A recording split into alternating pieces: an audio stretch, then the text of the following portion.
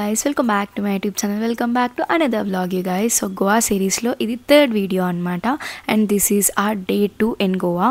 ముందు రోజు కొంచెం లేట్ అయిపోయి మార్నింగ్ అసలు లేవలేకపోయాము. బట్ మేము 7 or 7:30 ఆ టైంకి లేచి ఒక 4 members బీచ్ దగ్గర బ్రేక్ఫాస్ట్ చేద్దాము అని డిసైడ్ అయిపోయి బీచ్ దగ్గరికి వెళ్ళాం. అండ్ గోవాకి మేము పర్టికులర్గా షాపింగ్ టైం అని చెప్పి ఏం పెట్టుకోలేదు గైస్. సో మేము వెళ్తున్న ప్లేసెస్లోనే షాపింగ్ చేస్తూ ఉన్నాం నచ్చినవి. అండ్ డ్రీమ్ క్యాచర్స్, బ్యాగ్స్ ఇవన్నీ గోవాలో చాలా బాగున్నాయి. సో డ్రీమ్ క్యాచర్స్ అయితే పక్కాగా ఇంటికి తీసుకొస్తారు అందరూ.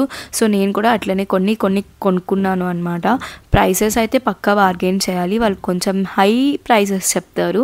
మనం బార్గెయిన్ చేస్తూ ఉంటే కొంతమంది అయితే అసలు తగ్గించరు, బట్ కొంతమంది మంచిగానే తగ్గించారనమాట. సో మీరు మంచిగా బార్గెయిన్ చేయండి, దాన్ని బట్టి ఉంటుంది. అండ్ మేమైతే బ్రేక్ఫాస్ట్ని క్యాండలిం బీచ్ దగ్గర చేద్దాం అనుకున్నాం ఫస్ట్. బట్ ఆల్రెడీ క్యాండలిం బీచ్ దగ్గర వెళ్ళాం కాబట్టి కాలింగెట్కి వెళ్దాము అని చెప్పి తర్వాత డిసైడ్ అయ్యామన్నమాట. సో అక్కడ మాకు కాలింగెట్ పెద్ద డిఫరెన్స్ ఏం లేదు. మా దగ్గర నుంచి క్యాండలిం బీచ్కి ఎంత డిఫరెన్స్ ఉందో అక్కడి నుంచి ఇంకొక 3 to 4 kilometers అనమాట కాలింగెట్. సో క్యాండలిం ఆల్రెడీ ముందు రోజు చూసేసాం కదా. సో ఈరోజు కాలింగెట్ బీచ్కి వెళ్దాము అని చెప్పి అట్లా డిసైడ్ అయ్యామన్నమాట. So on the way roads అయితే చాలా బాగుంటాయి. గోవా రోడ్స్, గోకర్ణ రోడ్స్ నాకైతే చాలా నచ్చాయి. గోకర్ణ కూడా చాలా బాగుంటుంది. నా ప్రీవియస్ గోకర్ణ వ్లాగ్స్ అప్పుడు మీరు చూసినట్లయితే అర్థమవుతుంది.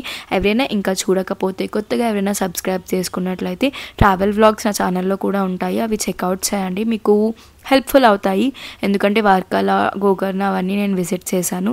సో ఈ టైంలో అవన్నీ చూడడానికి చాలా బాగుంటాయి. సో మీరు ఏమైనా అవి ప్లాన్ చేస్తున్నట్లయితే ఒకసారి నా వీడియోస్ చూడండి, మేబీ మీకు హెల్ప్ఫుల్ అవ్వచ్చు. సో ఇప్పుడైతే మనమైతే కాలింగెట్ బీచ్కి అయితే వెళ్తున్నాం.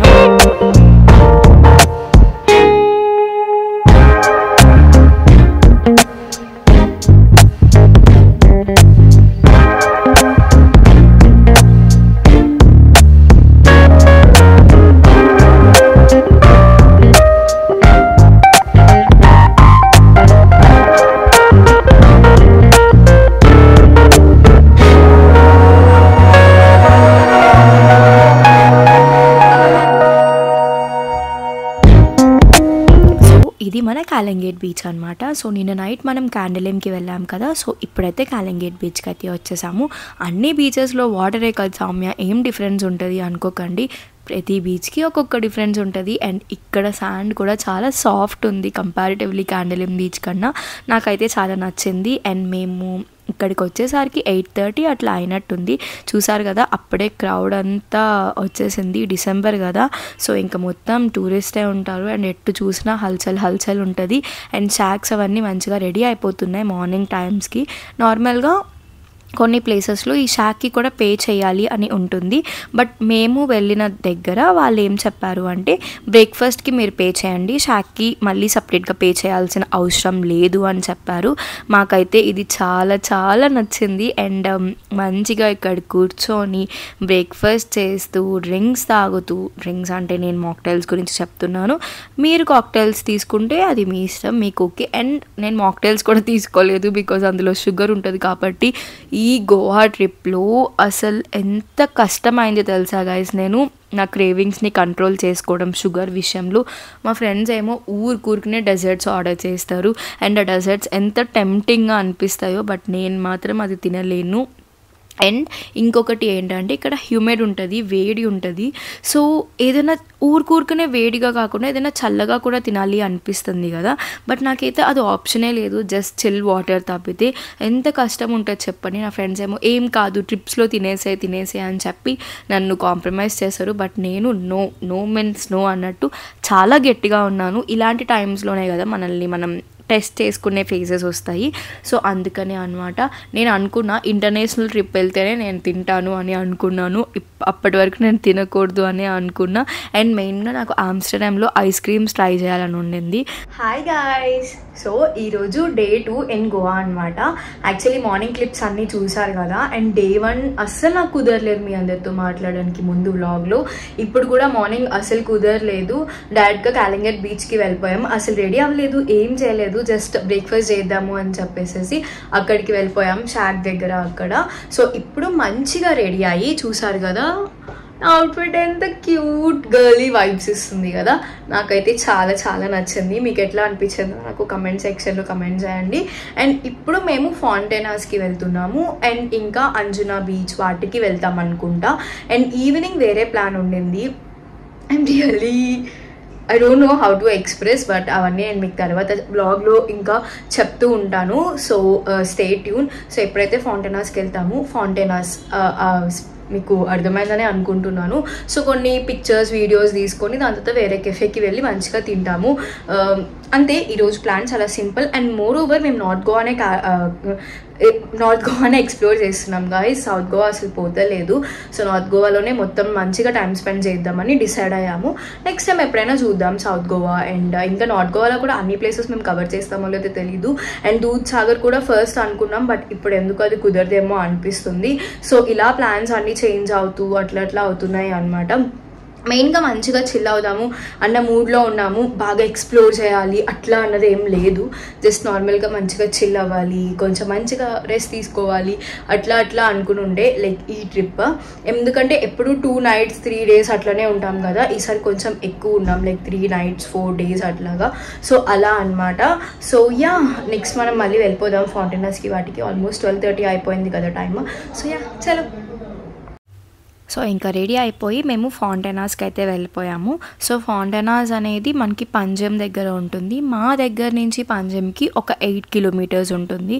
అండ్ మనకి కెసినో అవనివ్వండి అవన్నీ కూడా అటు సైడే ఉంటాయి అన్నమాట. పంజంకి మనకి అట్లీస్ట్ మినిమం 2 hours అయితే కావాలి గైస్ ఫొటోస్ అవన్నీ తీసుకోవడానికి. మేము కరెక్ట్గా మధ్యాహ్నం వెళ్ళాము, లైక్ 12:30 ఆ టైంలో. ఎండ అయితే ఘోరంగా కొడుతుంది. సో అందుకని అంత ఎక్కువసేపు తీసుకోలేదు. జస్ట్ ఒక 1 hour or 1.5 hour మ్యాక్స్ ఉన్నాము. అండ్ జోసెఫ్ బార్కి కూడా వెళ్దాం అనుకున్నాం. That is the most famous place అనమాట అక్కడ. అండ్ కెఫే యాంటోనియో అని చెప్పి ఇంకొకటి ఉంటుంది. ఈ రెండింటికి వెళ్దాం అనుకుంటే ఈ రెండింటికి వెయిటింగ్ హార్ ఉంది. జోసెఫ్ బార్ అయితే ఆల్మోస్ట్ 1 hour వెయిటింగ్ హార్ ఉందంట. సో మేము అది స్కిప్ చేసేసి వేరే కెఫేకి వెళ్దాము అని ప్లాన్ చేసుకున్నాం. సో ఇక్కడైతే మనకి ఫాంటైనాస్లో చాలా ప్లేసెస్ దగ్గర like photos are not permitted అని చెప్పి ఇక్కడ బోర్డ్స్ ఉంటాయి. Because people will stay here కదా, వాళ్ళకి డిస్టర్బెన్స్ అవుతుంది ఈ ఫొటోస్ వల్ల అదన్నీ అని చెప్పేసి వాళ్ళు పెట్టుకున్నారు. గవర్నమెంట్ అయితే అఫీషియల్లీ ఏం పెట్టలేదు, బట్ వాళ్ళు పెట్టుకున్నారు. అండ్ చాలామంది అరుస్తున్నారు కూడా. బికాస్ మేము కొన్ని దగ్గర ఫొటోస్ తీసుకుంటున్నప్పుడు ఇంకొక ప్లేస్కి వెళ్దాం అనుకున్న టైంలో ఆ ప్లేస్ నుంచి ఒకరు వచ్చి చెప్తున్నారు అక్కడికి వెళ్ళకండి, ఓనర్స్ చాలా గట్టిగా అరుస్తున్నారు అని చెప్పి. సో మీరు అది కొంచెం చూసుకోండి. ఒకవేళ అట్లా పర్మిటెడ్ వద్దు లైక్ నాట్ పర్మిటెడ్ అని పెట్టిన బోర్డ్స్ దగ్గర వీలైనంత వరకు వెళ్ళకండి. బట్ అఫీషియల్గా గవర్నమెంట్ ఏం పెట్టలేదు, అది వీళ్ళు పెట్టుకున్నది సో దట్ వాళ్ళకి డిస్టర్బెన్స్ అవ్వకుండా ఉండడానికి. అండ్ ఇంకా చాలా బిల్డింగ్స్ ఉంటాయి, స్టార్టింగ్లోనే ఆగిపోకండి, లోపలికి వెళ్ళండి, చాలా బాగుంటాయి. మీరు మంచిగా ఫొటోస్ అవన్నీ క్లిక్ చేసుకోవచ్చు, వీడియోస్ తీసుకోవచ్చు.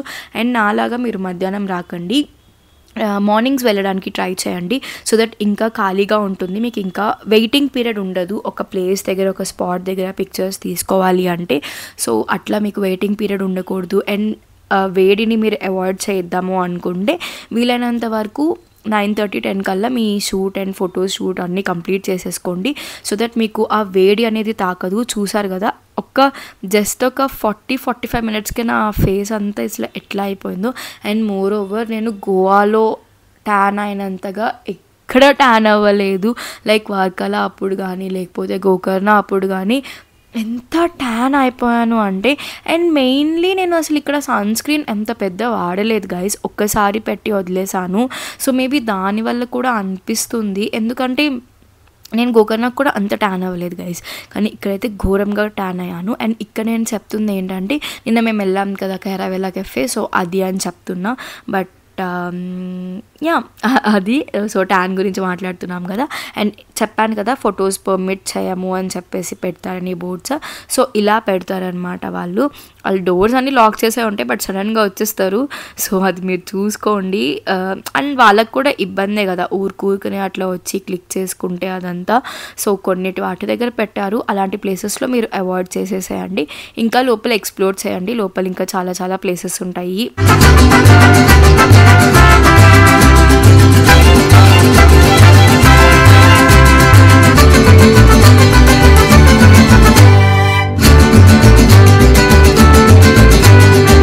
అండ్ మొత్తం ఫౌంటైనర్స్ దగ్గర పిక్చర్స్ వీడియోస్ ఏది తీసుకోవాలన్నా సరే మినిమం 2 నుంచి 3 అవర్స్ అయితే పడుతుంది.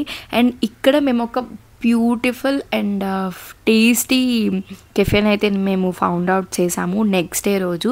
సో అది నేను మీతో డే 3 రోజు షేర్ చేసుకుంటాను. ఫుడ్ అయితే చాలా బాగుంది. ఆల్మోస్ట్ 70% ఆఫ్ మెన్యూ మేము అక్కడ తిన్నాము. 2 టైమ్స్ వెళ్ళాం, ఒక్కసారే కాదు 2 టైమ్స్ వెళ్ళాము.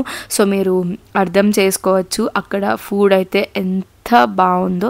సో అది నేనైతే మీకు డే 3 రోజు షేర్ చేస్తాను.